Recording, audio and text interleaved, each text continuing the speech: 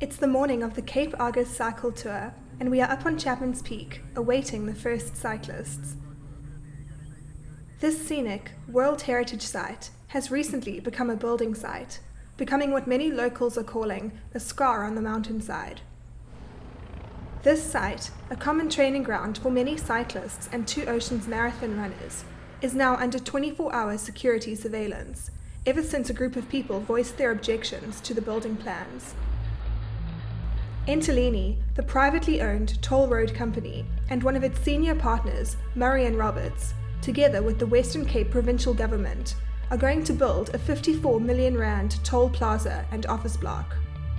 The building will house Entellini's HR managers and serve as a control room for toll plaza staff.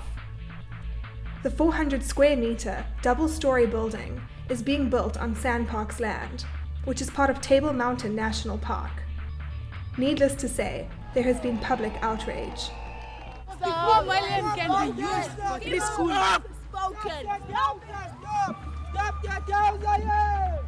Hello. My name is Bronwyn Lankers-Byrne, and I'm a resident of Hart Bay for 10 years, an activist. We don't want this plaza to be built here. We don't want offices on this mountain. This mountain belongs to the people. If we just all did something, we've got so much power in our numbers. So I thought nobody's listening. We can just chain ourselves here, because I'm also concerned about Bronwyn's health. She can't continue fasting forever. They've steamrolled it through the Western Cape provincial government. Mrs. Ziller and our friend Robin Carlyle have both just rubber-stamped it without allowing any kind of public participation in the final product. We're saying this footprint is way too big.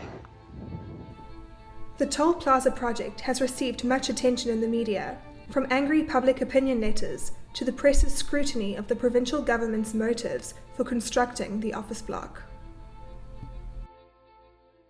For years, I've been very frustrated and angry about the collusion between government and business around this Chapmans Peak building and the whole construction for these last 8 years. The kind of attitude that we're seeing again and again, that our beautiful public property, this natural World Heritage Site, has ownership by a concessionaire that we then pay to enter. When this toll plaza 8 years later was raised, I went to the Residents Association, who've been keeping an eye on the whole thing.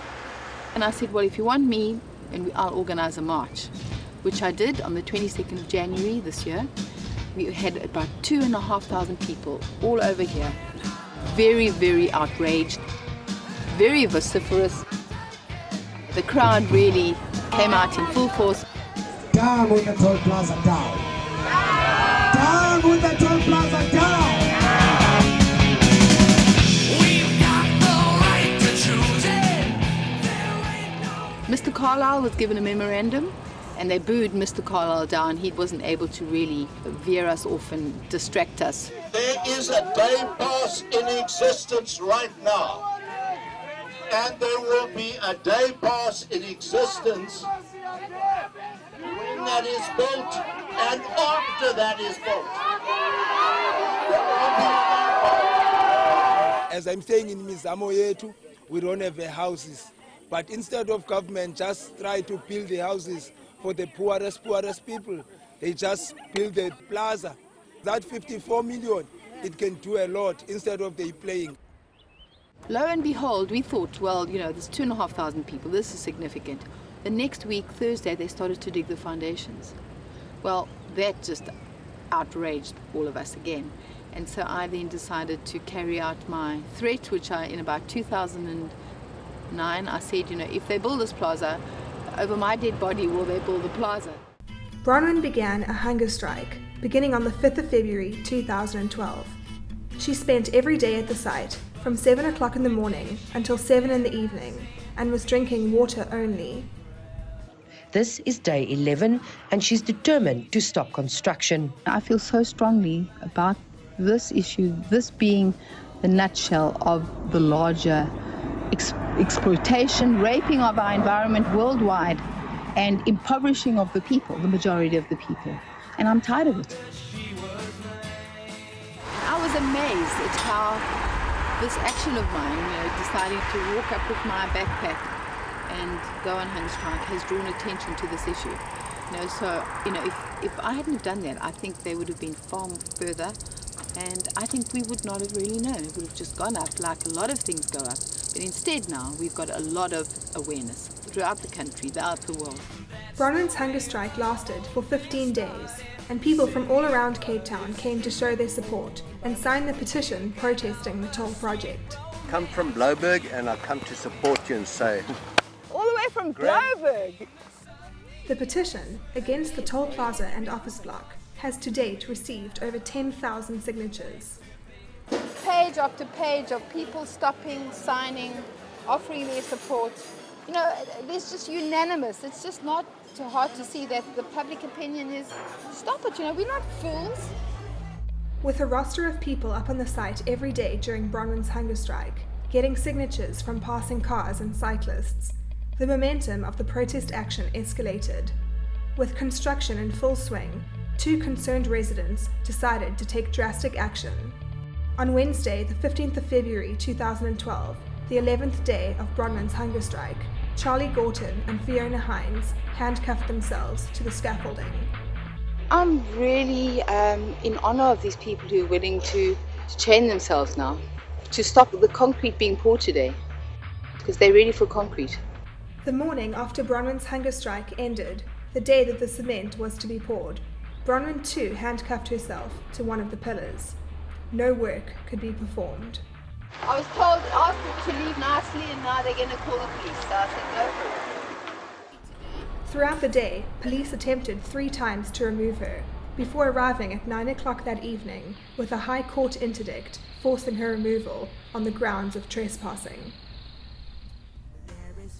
In spite of the protest action, work continued. The steel structures were filled with cement, and on the 2nd of March 2012, they began felling a stand of blue gum trees on the site. The Residents' Association of Halt Bay applied for an urgent interdict to halt all construction. It's a World Heritage Site. It's also protected under NEMPA, which is the National Environment Management Protected Areas Act. And as such, the usage is for conservation, not for commercial usage. Now, the commercial usage of a toll plaza and a luxury office block goes against what the regulations and the law permits. And therefore, this is our main thrust. There are lots of flora and fauna in the area, and a toll plaza and an office block is certainly alien to any nature reserve. The judge declined the application for an interdict on the grounds that the opposition did not have sufficient time to prepare and respond. One of the Residents' Association's key arguments is the fact that an old Environmental Impact Assessment, or EIA, was used to approve the building plans, and that the records of decision made in 2005 and 2008 were based on old information. Professor Merle Salmon of the Environmental and Geographical Sciences Department at UCT wrote a letter to Helen Ziller in which she raised these concerns. In an EIA or an IEM process, the public are invited to give their inputs and to raise their concerns in the different phases of the EIA process. These concerns were public, there was an opportunity for public engagement, public meetings and so on. People did raise their concerns. These were commented on in these reports, but they weren't acted on. The people who stood on the platform, most of the people who stood on the platform with me, being very critical of me, were involved in that public participation. They saw those sketches and those drawings. They saw what it would look like, how big it would be, where it would be. To turn around now and say, well, people, why are people kind of squealing now? Why didn't they squeal then? People did squeal then. People did raise these very objections in 2005 and 2008. One has to look at the long-term sustainability. One has to look at the long-term legacy that a government want to leave. And do they want to leave a legacy of an office block and a toll plaza that might not have been necessary? I think the DA have lost themselves considerable votes. And I think it's actually very detrimental to the democratic process, because now people have not got confidence in the DA. They've lost confidence in Helen Ziller, which they're really disappointed about. And I'm very, very concerned, and in fact wondering why Helen Ziller has not come to the party to work something out. Why is this still continuing?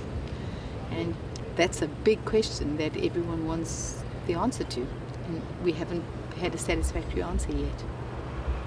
Bronwyn met with Helen Zille in the hopes that some of these questions would be answered. She still comes back with this argument that, you know, it's just too costly to stop building now, to change the record of decision, and to scrap the contract. You know, pretty much out of Helen's response was, you know, her hands are tied. She said she's done all she can to change it, and it hasn't been accepted. And I must say, I don't feel very sorry for her, because I don't think she has done all she can. She was pleased to hear that I had a proposed meeting with Henry last, which could result in Marion Roberts foregoing some of the penalties, which would make it easier to broker a next step. It wasn't the result I wanted. You know, I wanted her to say, okay, it makes sense. I will consider halting construction. Bronwyn scheduled a meeting with the CEO of Marion Roberts, Henry Lars, at the head office in Johannesburg. Before meeting with him and two of the company's directors, Bronwyn staged a protest outside Marion Roberts' offices, accompanied by her 96-year-old father. I caught up with her on the morning of the Two Oceans Marathon, as she and some other protesters stood outside Entellini's offices in Hout Bay. Bronwyn told me that she had offered them the alternative solution of an electronic tolling system that would only cost 2 million rand. Bronwyn also asked if Marion Roberts would be willing to forgo the financial penalties that will arise if building were to stop. Marion Roberts are unwilling to bear the cost and undo the financial commitments. I held this, admitted in Entellini, this toll plaza is not a control center. What is it? If it's not a control center, what are you going to be using it for? Conferences? Making more money? Who knows?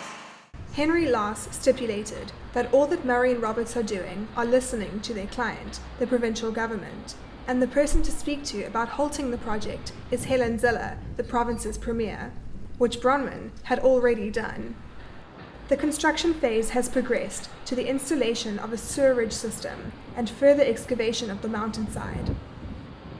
Whilst up on site, I decided to try to talk to some of the builders to get their perspective. Bronwyn had spent much time socializing with them on site during her hunger strike. They are very disgruntled with Entellini. They were wanting to organize a strike. They have said to me it's not because of the conditions, it's because of the management style and because of the pay. If you guys talk to anyone about this, you could get fired. Yeah. Really? Have they told you that? Yeah. I can get fired. For talking to journalists? Yeah, I'm talking about the journalists. Okay. Yeah. Thank you for telling us that. Whether the reluctance to speak was a personal choice or the result of intimidation tactics, the workers here clearly are not content. Okay, looking good. I can only hope that the sense prevails, but I already feel it's late. Chappies will stay being beautiful, I believe, so we're just going to pay more. Exactly.